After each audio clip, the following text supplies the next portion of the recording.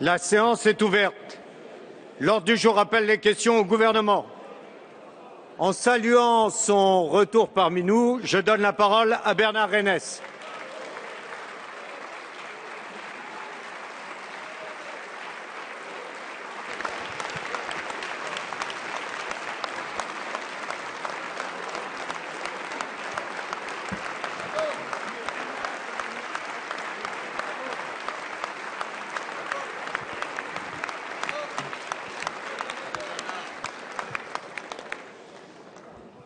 Monsieur le Président, mes chers collègues, ma question s'adresse au Premier ministre.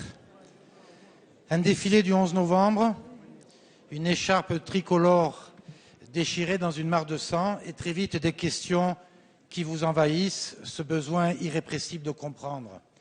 Qu'arrive-t-il à mon pays? Y a-t-il une digue quelque part qui est en train de rompre? Est-ce que je me suis engagé dans la vie publique pour ça? Mes chers collègues, notre rôle n'est-il pas d'essayer, en toutes circonstances, de tirer des leçons pour nos concitoyens et pour nous-mêmes? Notre pays souffre. Après le doute vient l'angoisse et maintenant l'exaspération, la colère. Nous avons, nous tous qui avons un mandat du peuple ou qui le briguons, la responsabilité collective d'endiguer la haine qui semble monter maintenant.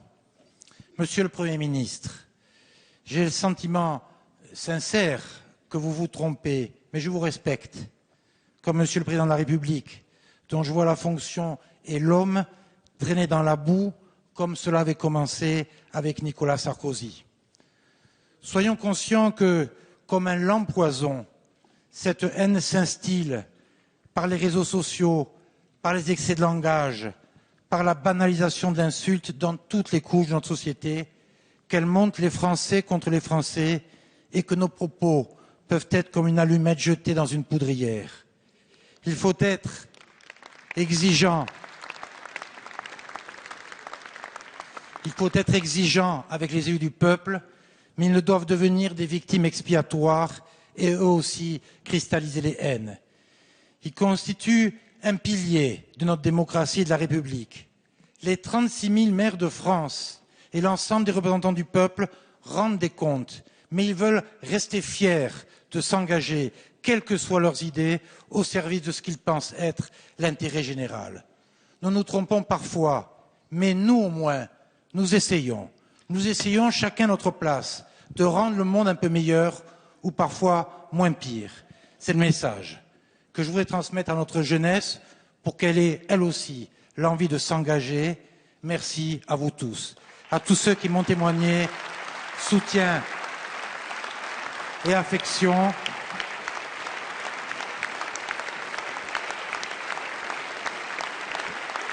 Merci, Monsieur Renesse. Merci. La parole est à Monsieur le Premier ministre. Merci, Monsieur le Président. Mesdames, Messieurs les députés, Monsieur le député Bernard Renesse. D'abord, je suis heureux de vous revoir ici, dans cet hémicycle. Lorsque nous avons parlé ensemble, vous m'avez dit « Je n'ai pas l'intention de renoncer.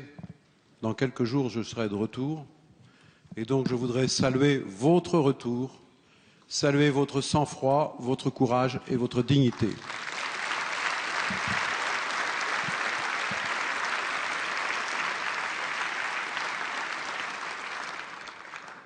Lorsque nous avons parlé ensemble, vous m'avez dit, et vous l'avez redit il y a quelques instants, que vous étiez inquiet de ce climat de haine qui prospère, qui pouvait prospérer si nous ne prenons pas garde, si par notre exigence républicaine ne faisons pas preuve encore plus de vigilance.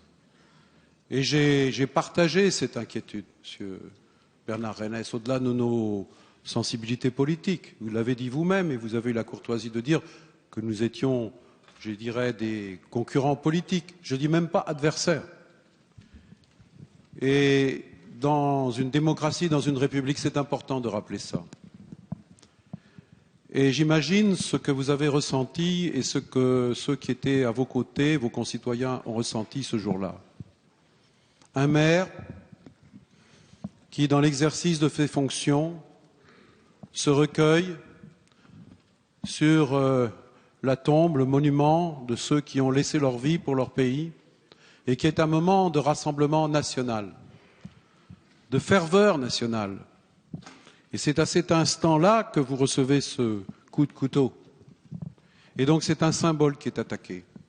Je ne sais pas si celui qui a proféré cet acte, et vous me l'avez dit vous-même, était un militant politique, mais il pouvait être inspiré par un climat de haine. Et donc nous avons chacune et chacun d'entre nous la responsabilité de tout faire pour arrêter cette spirale. Heureusement, cela ne correspond pas à l'immense majorité de l'état d'esprit de nos concitoyens.